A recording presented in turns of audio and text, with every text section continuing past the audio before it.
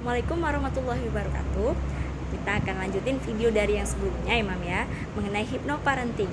Nah, hari ini kita akan membahas waktu terbaik untuk melakukan hipnosis pada anak. Ya, jadi kuncinya adalah anak itu posisinya dalam keadaan fokus dan rileks. Oke, yang pertama kita bahas. Yang pertama itu waktu yang terbaik adalah saat anak mau tidur ya Mam ya, mau menjelang tidur. Biasanya dia bilang, "Bunda mau bobo," sambil kucek-kucek mata gitu ya, sambil "Bunda mau minum susu" gitu. Nah, di situ kita sangat bagus untuk melakukan sugesti positif pada anak karena dia sudah posisi yang ngantuk gitu ya. Nah, terus misalnya apa nilai yang mau kita ubah? Misalnya dia tadinya takut ketemu orang ya, takut ketemu orang banyak. Nah, di situ kita sampaikan, "Nah, nanti kalau ketemu sama teman, Khadijah sapa temennya. Halo kakak, assalamualaikum," gitu ya. Dicontohkan gitu, kita sampaikan seperti itu. "Halo kakak, apa kabar? Assalamualaikum. Halo tante," gitu. "Halo ibu." Nah, kok itu sering banget kita sampaikan. Khadijah berani ya nak, Khadijah berani gitu. Jadi disampaikan itu yang positif ya.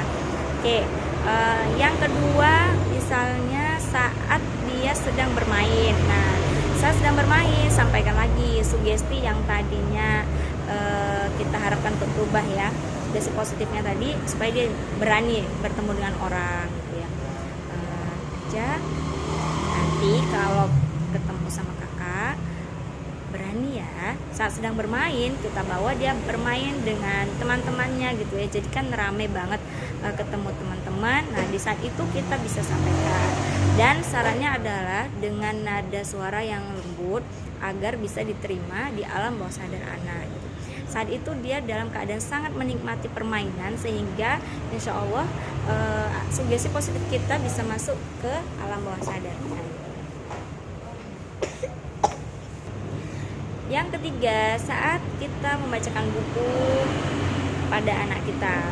Nah, kita bisa koleksi buku-buku edukasi mengenai akhlak-akhlak yang bagus untuk anak gitu ya.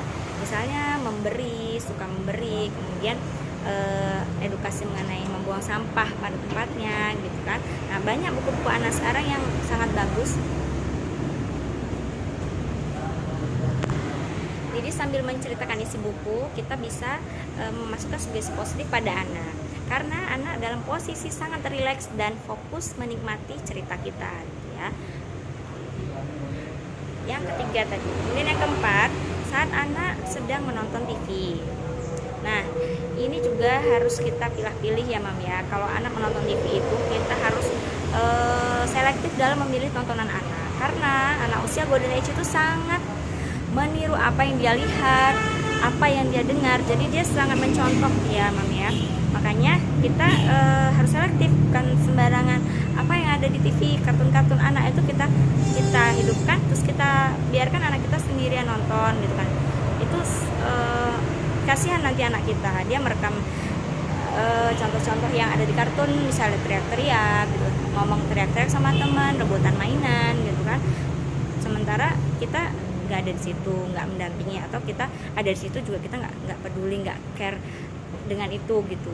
Oke, jadi ketika dia menonton TV itu sangat rileks posisinya ya, maka di saat itu juga kita bisa memasukkan sugesti positif tadi sambil kita kasih dia tontonan yang memang baik untuk mendukung sugesti kita tadi gitu ya. Misalnya bergaul dengan teman gitu, bagaimana cara bergaul dengan teman yang baik gitu, menyapa teman gitu,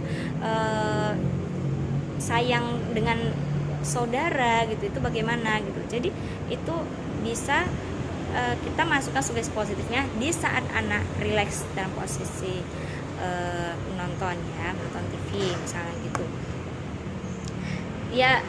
Kalau misalnya kita ya orang dewasa aja, saat kita menonton TV itu kita tahu bahwa cerita sinetron, misalnya sinetron itu cerita yang dibuat gitu kan, bukan cerita nyata, tapi kita sendiri aja bisa terhipnotis sehingga kita ikutan sedih misalnya dengan cerita yang di sinetron itu gitu kan.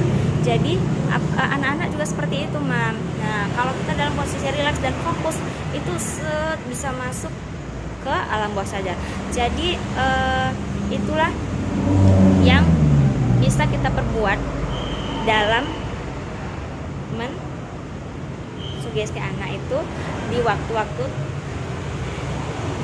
yang tepat. Maaf nih udah nggak konsen.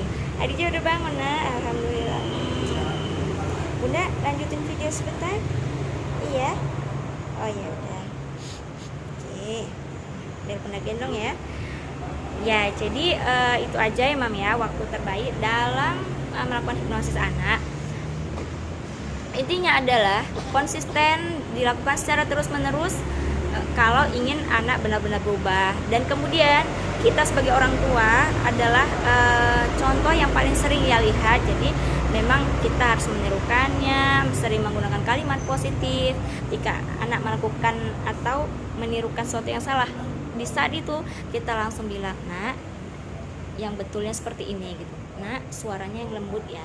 Kalau ngomong sama bunda yang sopan, suaranya yang lembut gitu ya. Assalamualaikum, Nadia udah mana? Iya, jadi seperti itu ya Mam ya.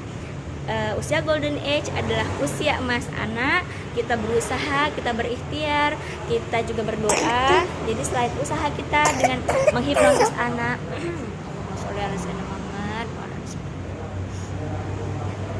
usaha kita dengan menghipnosis anak dan juga kita berdoa, sering-sering berdoa di saat anak kita berbuat yang rasanya ya Allah ini nyebelin banget ya Allah, tapi kita juga di saat itu berdoa.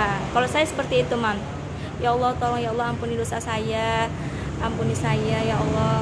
Mungkin saya pernah seperti itu kali ya, jadi dia nyontoh saya, jadi saya itu langsung minta ampun dan saya minta tolong ya Allah, saya nggak kuat kalau anak saya kayak gini gitu. Saya minta tolong supaya Allah gerakkan hatinya, Allah gerakkan perbuatannya supaya bisa berbuat yang baik gitu kan, contoh yang baik-baik gitu, karena harapannya seperti itu gitu.